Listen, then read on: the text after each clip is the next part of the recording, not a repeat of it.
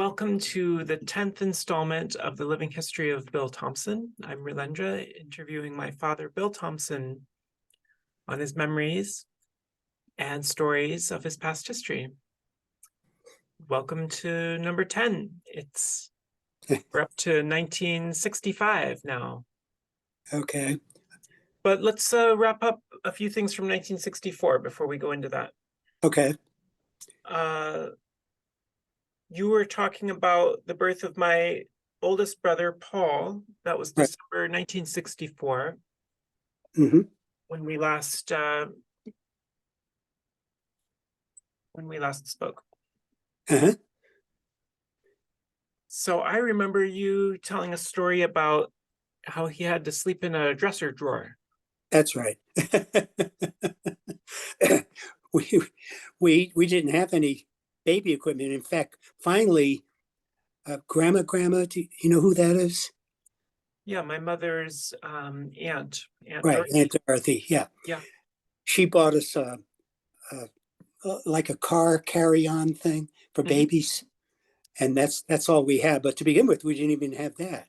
So uh, we fixed up a bureau drawer Mm-hmm.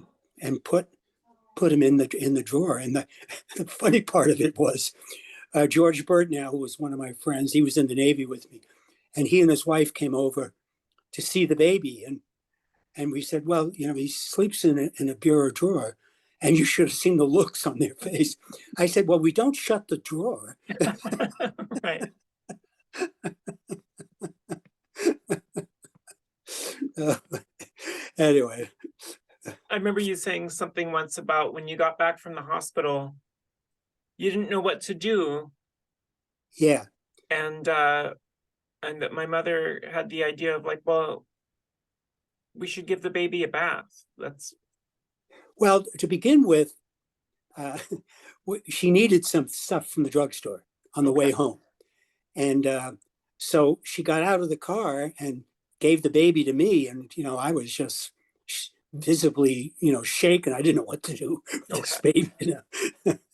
But we had no experience at all. Well, your mom had done some babysitting. So, she had some experience.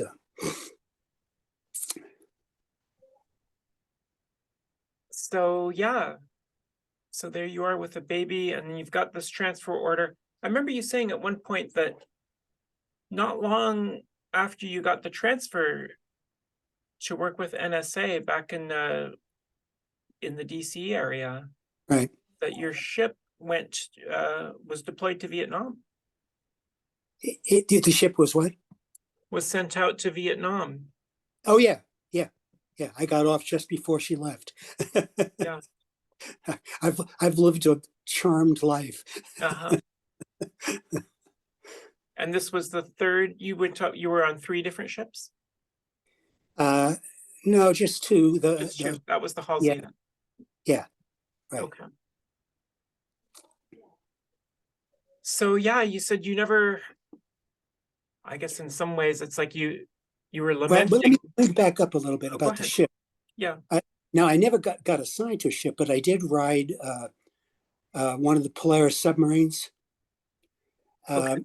The Alexander Hamilton, and she was on her trial runs. She was newly commissioned, and we were babysitting her. This is when I was on the low, and we were babysitting her, and so they wanted an officer from the ship that's doing the babysitting to be on the Polaris submarine. They call them FBM, Fleet Ballistic Missile ships. Okay. And so I rode it, and we went under the ice cap, and let me tell you, it was an experience. But every sailor on that ship was at the top of the charts.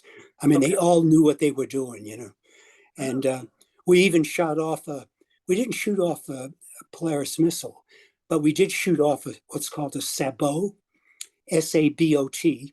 Okay. So that's the I guess you could call it some kind of a stage that lifted the ICBM out of the hold of the ship to above the surface of the water, at which point the ICBM would ignite. Okay. So we did a couple of those. Okay. So this was the Polaris submarine. The And what? you said this is called the Polaris submarine. Yeah, Polaris missiles, not submarine. Oh, okay. Yeah, the submarines were called FBMs. Okay. Yeah. And you went under the ice caps of the North Pole, Yeah, yeah. So coming up through like the Bering Strait. Is that how you yeah, got there? probably I didn't have much to do with it because I was the sort of like the assistant to the assistant missile officer. Okay. But they announced that we were what we were doing. The real scary thing with those subs is when they went down deep, you could hear the whole hull cracking, and I mean, it Yeah. was kind of scary. Yeah. I'm reminded of I saw the movie Das Boot, the German movie, where they're in the submarine Yeah, and they go down and you hear the creaking. yeah, yeah. Oh yeah, yeah, And they're having problems with the engine, and like they're not sure if they're going to get yeah. killed, just not be able to resurface again. And just hear the Submariners are a sounds. different breed, believe me. Yeah. Yeah. Yeah. How did you feel being down in there? Well, it was pretty nerve wracking, but as I think I told you before we left off, the sailors on those ships were Yeah. just top notch. Yeah. So you knew that you were in good hands. Wasn't some idiot like some of the people I served with. Well, was that the furthest you ever got from the West Coast? Was up there under the polar ice caps, or did you go further in a different ship? Yes, because when I got transferred to the East Coast, I went to NSA. Hmm. So and never got on a. I think they wanted me to like once a year to go out on a ship for a couple of weeks, but Okay. the head of NSA, who was an admiral, Yeah. said we can't afford to let him go anywhere. The job he's doing here is too important. Okay. For which I thanked him. Okay. So, no, I've heard of the Office of Naval Intelligence before. Say that one again. The Office of Naval Intelligence, Yeah. the Navy Intelligence Agency. So why What were about? you with the NSA rather than Oh, the well, the Naval National Intelligence? Security Agency was not a naval. It Right. was it was all branches of the service, and mostly civilians. Yeah. I mean, it was set up to be a spy agency. Right. Yeah. So the NSA, for people who may not be familiar with what that is, it's essentially about spying insofar as really gathering in as much information as possible and analyzing it, right? Yeah, exactly. Yeah. Exactly. And we had subcontracts with a lot of companies. I may have told you that we used to send the missile data, the ICBM data from the Russian shots Uh-huh. to this. I still can't remember the name of it, but I mean, my God, the company was basically a food industry of some sort, as I remember. Okay. So when they found out that I went back when I saw what was going on, I went back through about 8 or 9 previous missile shots, and I got the guy who sat next to me to teach me how to program in BASIC, Mhm. and I knew what the mathematics was. So I then put it on BASIC, and then before I even told anybody, I went back to about 7 of the previous missile shots, which covered 3 different Russian missiles. Okay. They back then they were nicknamed SS Soviet Sub. Okay. So it was a ballistic missile, and they had numbers. So there was 7, 8, and 9. And when I was in, 9 was their newest one. They eventually went to a 10, but that was about the time I left.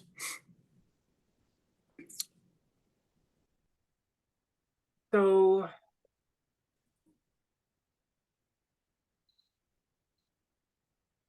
What was I going to ask about the NSA? No, the NSA these days, they're the people who are spying on all our emails and all of our telephone calls, right? Say that again?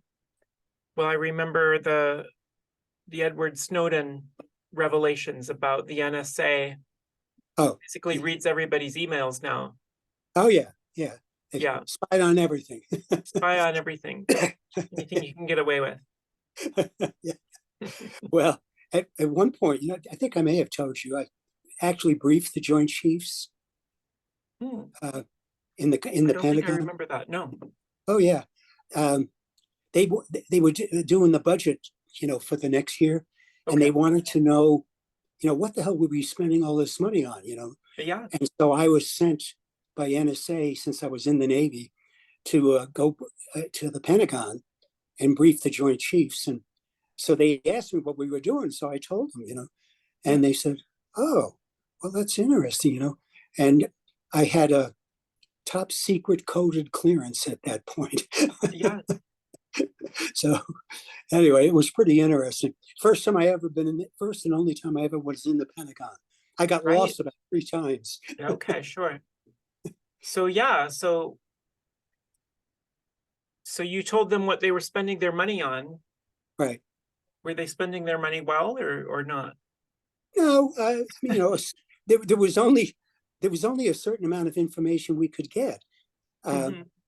so what you could do by having that one data point is, Yeah. and the mathematics, that we had, Yeah. is we could pretty much zero in on what the payload might be on these Russian missiles. Hmm. And then that's basically all we were able to do. And even then, it had a large margin of error. Right. Yeah. So what would be the strategic value of that information? Well, they didn't want to not do anything. Yeah. So, Okay. and they did pay a guy who would uh, clock the exact moment of launch when they had a test shot. Okay. So it was quite a large effort, and we would send ships out to that area. But by the time the missile hit the ocean and then went down to the bottom, that it would get destroyed in the process. So it Right. wasn't. So all we could do was intercept the telemetry, and the thought always was we would eventually be able to break the code of the telemetry. But while I was there, we never were able to do that. But that was only a little over a year. Okay. So I remember you telling me at one point that while you were there in Maryland working for the NSA, that you'd like read the newspapers and you would like recognize like, hey, they're telling lies, like this isn't Yeah, actually true. Like yeah. what kind of things would you realize? Like what did you know? Well, there was always something about the intelligence and what we had learned, and Okay. the newspapers would publish it, like the Washington Post. Okay. And but the irony is, I'd start laughing, and Uh-huh. then your mom would say, "What's so funny?" And I'd say, "I can't tell you." Right. Right. Well, can you tell us now? Like what were they saying? Like that wasn't Oh, accurate. they were all specific things I can't remember, but they were Uh-huh. guessing about what the Russian ICBMs were like and what they were doing, and Okay. most of it, there was some truth to it, but most of it was, just kind of guesses. Right. Yeah. But at that point, nothing I think it was later you told me that you started to find out about the deceptions going on with Vietnam War. With the what? The Vietnam War. Well, we did. We could go to the teletype, at NSA, and Yeah. all of the stuff going on in the Vietnam War would come in through there. Not real secret stuff, but basically what was going on, who was doing what, Okay. and it bore little relationship to what was being reported in the newspapers. You know, but there was nothing critical or serious about what we were reading. Just that the troops did this, they encountered those troops, blah, blah, blah. Yeah. Yeah. So you didn't have the impression yet, that the war was a disaster. At that time, I don't think I would know the word disaster. I didn't have enough experience to know what Yeah. a disaster was. Right. But for sure, we weren't getting very far. Mhm. But neither were the Russians, so we were both guessing at what the other had. And that's Right. a little scary because what people will tell you, to avoid a nuclear war, you really need to know what both sides have. Uh-huh. Because if they make a bad guess, we could have a worldwide disaster. Uh-huh. Uh,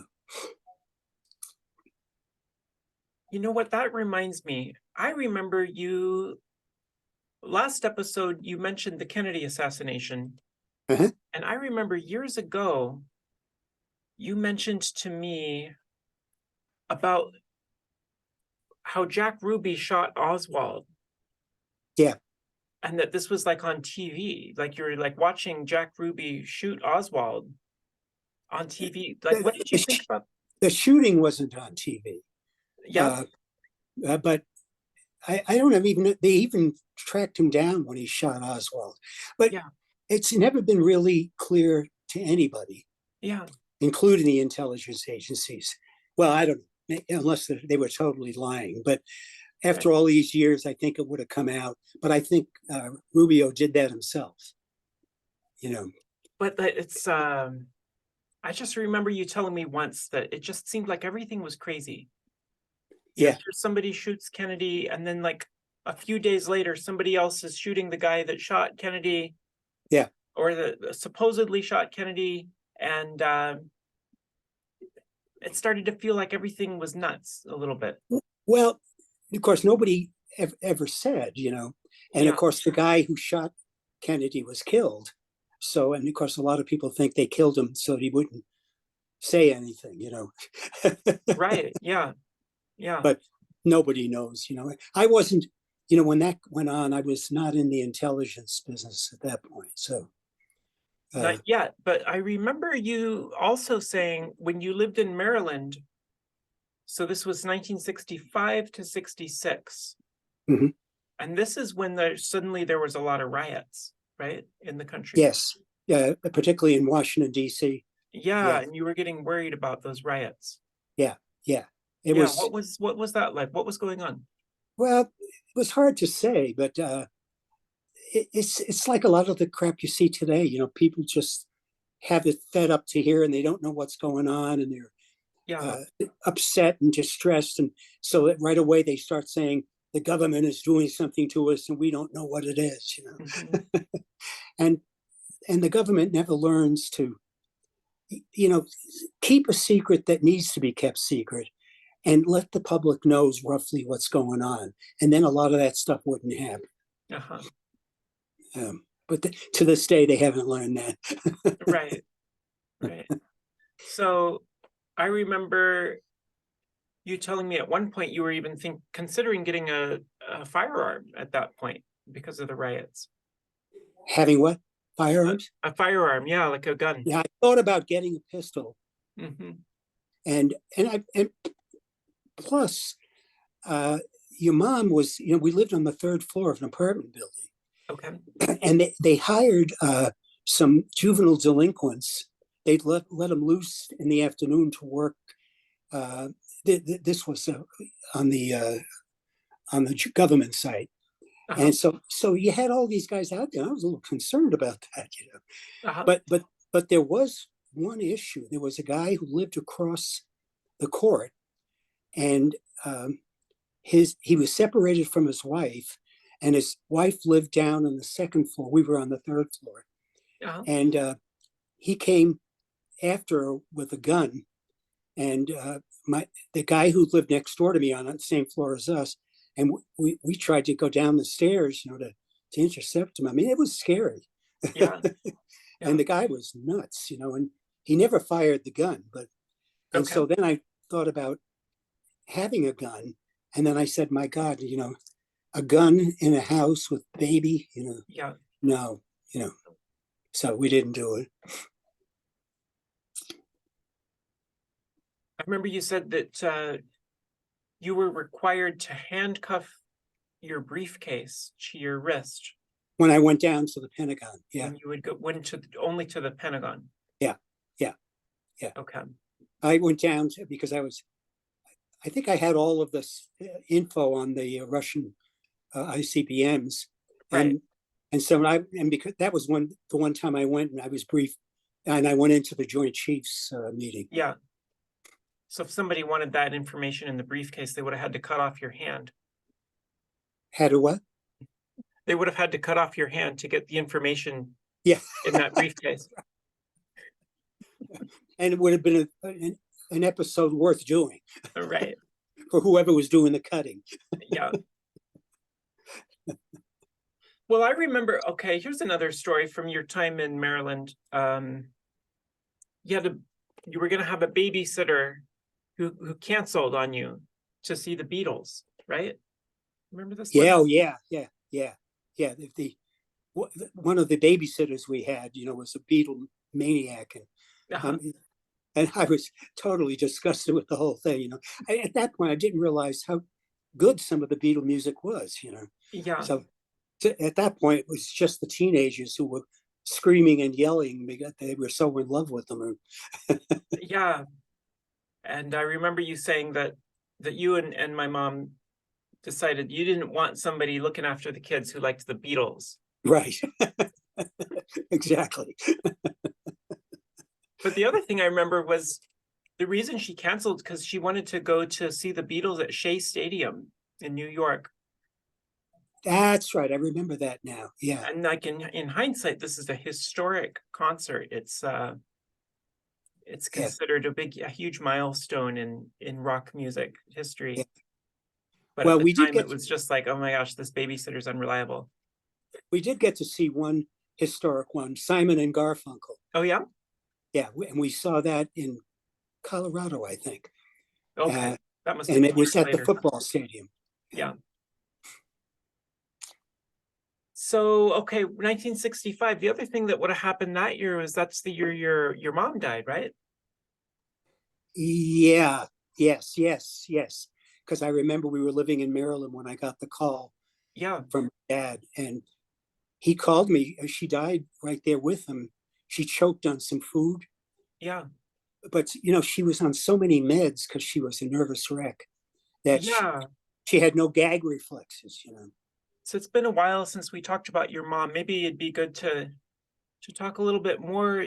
You mentioned before that she had a lot of anxiety. Yeah, oh yeah, yeah, yeah. Yeah. And I think you may have mentioned at one point, didn't she receive shock treatment or something like that? Yes, Yeah. yes. That was right about the time she died, just before that. Okay. I mean, it was. They didn't know what they were doing. Yeah. It was the worst thing they could have ever done to anybody. Yeah. Because it made you lose your memory, which Okay. made you feel even worse, right? Did she lose some of her memory from that shock treatment? Yeah, yeah. It was awful. I mean, she was a real mess. And I remember my dad called me up and said, your mom just died. She choked on a piece of food. So I got on a bus and went up to I guess New Jersey, and my brother picked me up over there, and then we drove over to Staten Island. Yeah. And Nana was there, and yeah, it was pretty traumatic. A lot of my dad's work friends came to the wake, that kind of thing. It was pretty bad. And she was pretty young. She was would have been what like 49, 48? 51. 51. Okay. Yeah. Yep. Yeah. And it was just choking. Now, I remember you said that she had emphysema. Is that like She had a what? emphysema? Yes. Yes. She was a smoker. Mm-hmm. How long did she have the emphysema? Oh, probably a year or two before she died. Okay. Yeah. And so what does that do? What's that? What does it do? What is emphysema? Like, well, it's hard to breathe sometimes. Okay. Catching your breath, Yeah. and so because it's the smoking, it just destroys all of those tissues in the breathing tubes. Right. So she would just be short of breath a lot. Yes, yes, very much so.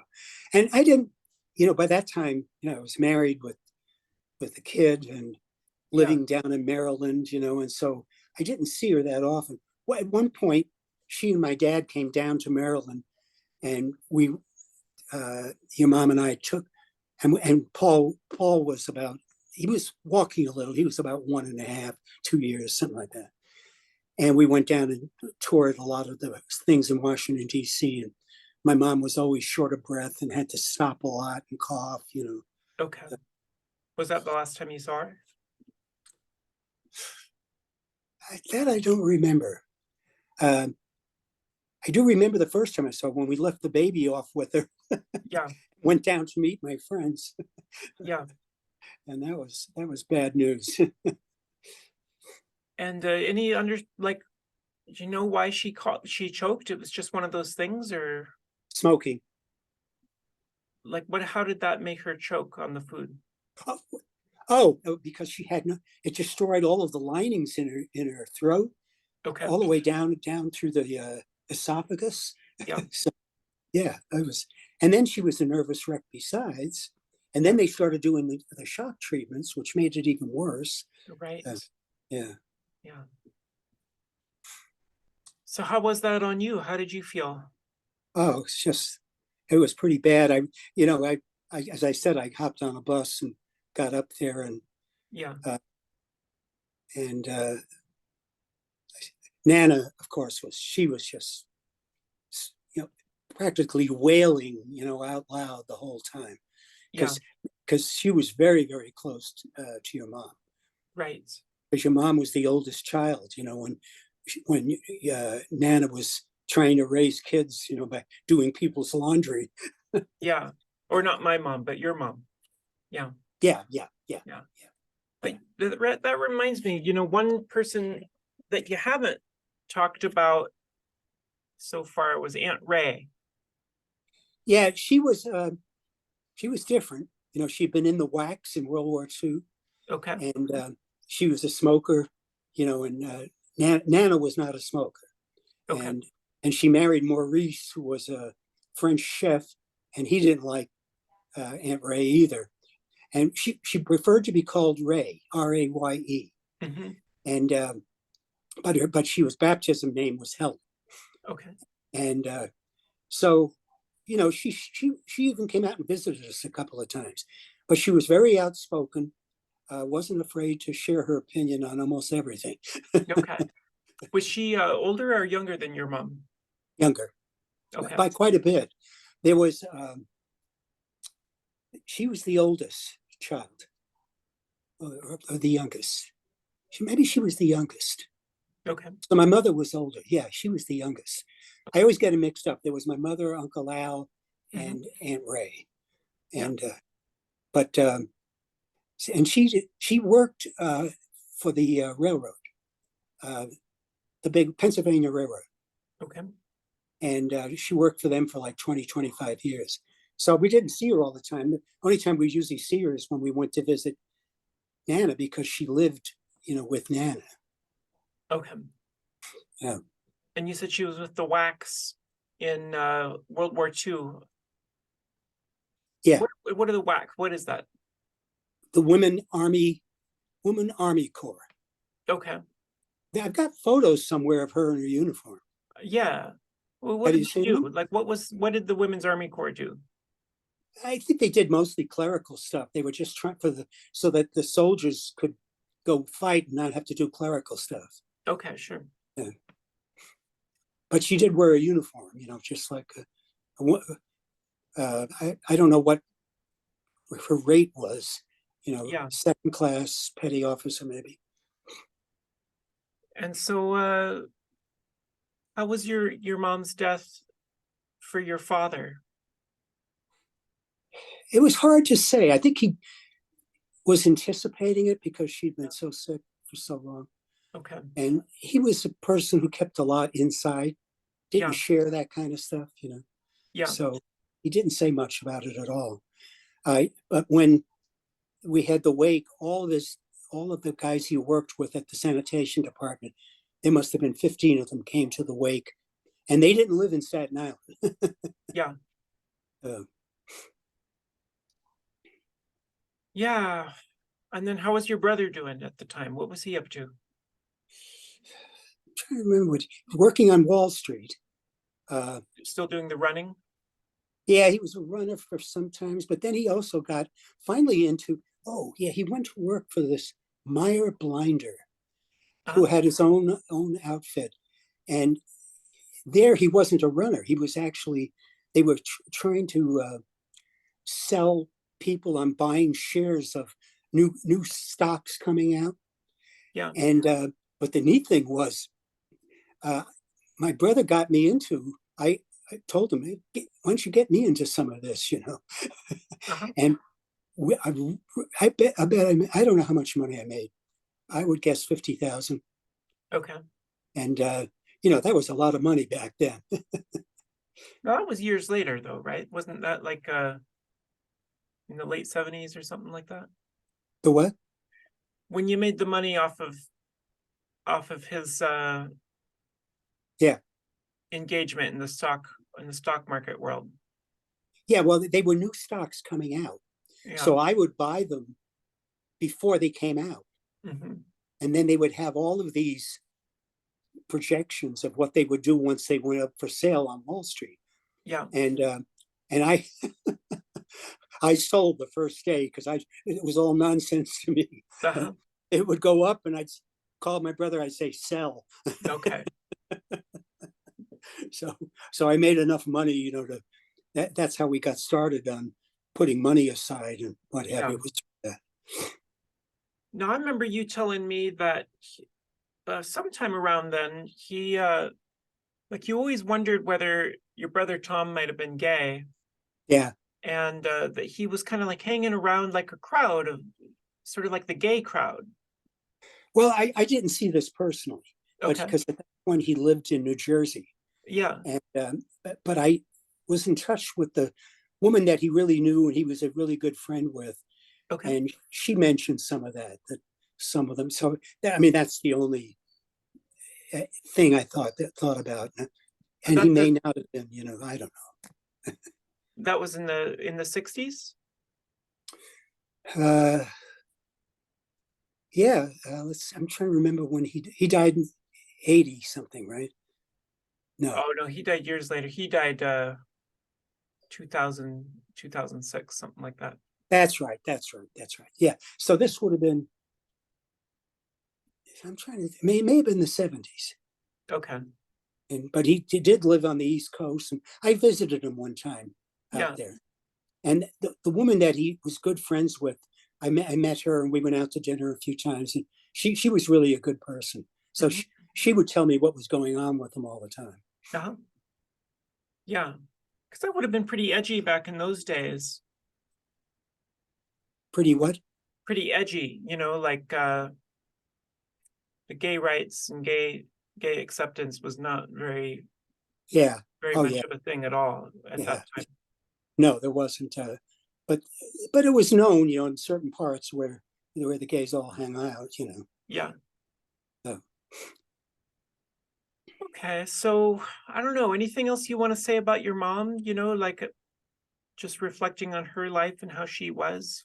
well, I watched when one of my memories of her is she always wore this big, heavy fur coat, and she was Yeah. real short. She was like 5'2" or so, and we would travel part of the way. I would go into Pratt, and so we traveled to the subway to the Staten Island Railroad together. And the railroad, you couldn't sit down on the Staten Island Railroad. It was everybody was standing up because there was no seats. Uh-huh. And then the ferry, and then and all I remember is my mother walking with this big fur coat. You could see this fur coat bobbing up and down because she was so much shorter than everybody. Yeah. Yeah. She must have had a lot of trauma, you know, with all that anxiety. Say that again.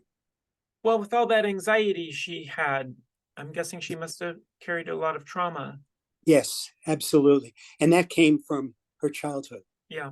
You know, remember her father left them to go to the racetracks, Right. And she, her, I probably told you this at one point, but her father came back to visit when my brother and I must have been, maybe we were 10 and 8 or some 9 and 7 or something. Okay. And my mother was, he came and he brought us a big airplane, and we didn't have toys like that. Yeah. And my mother was furious with it. Yeah. She hated him, basically. Yeah. Well, so I guess you had like a specific time of service with the Navy. Yeah, I had to extend when I went to NSA, Uh-huh. and I had to extend for, I think it was 8 or 9 months. Okay. It was well worth it. And so then you finished up there in what, 1966? Yeah, that's right. And then how did you decide that eventually you moved out to Moscow, Idaho? You wanted to do a doctorate program there. When I was at Stanford, one of the other graduate students was Gordon Bope, and I got to be real friends with him. And I used to go over, he played the guitar, knew all this Western music, and we would drink beer and play. And he had 3 little girls and his wife, Nan. And I'm still in touch with Gordon and Nan. Okay. And so that's, when he got his doctorate at Stanford, I quit at the master's level.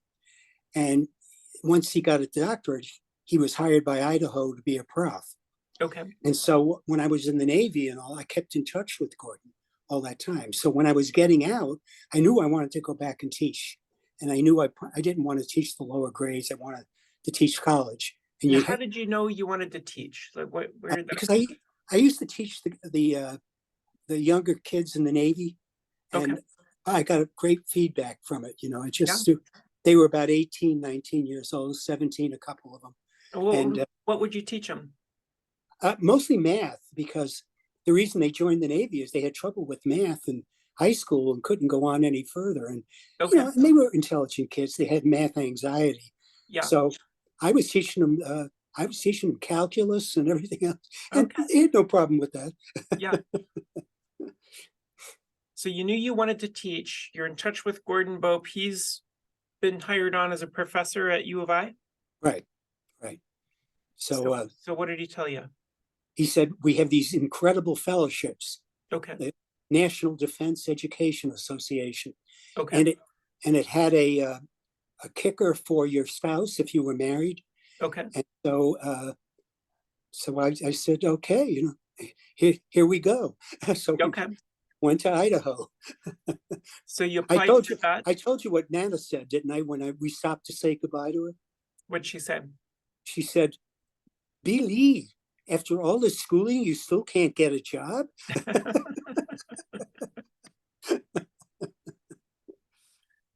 So would have been the summer of 1966 then? You applied at University of Idaho, got accepted?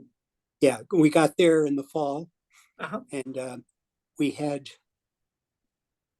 I'm trying to think, I think Leslie was born by then. Yeah.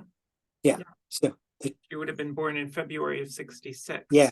And all I remember, we had the Volvo then. That's right.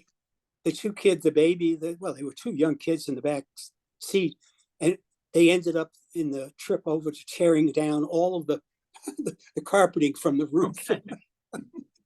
So I had to sell a car once we got to Idaho. Okay. Well, we're just about out of time on this one, but that reminds me, next time I want to ask you about how you got the Volvo and traded in the Austin Healey. But how I got what?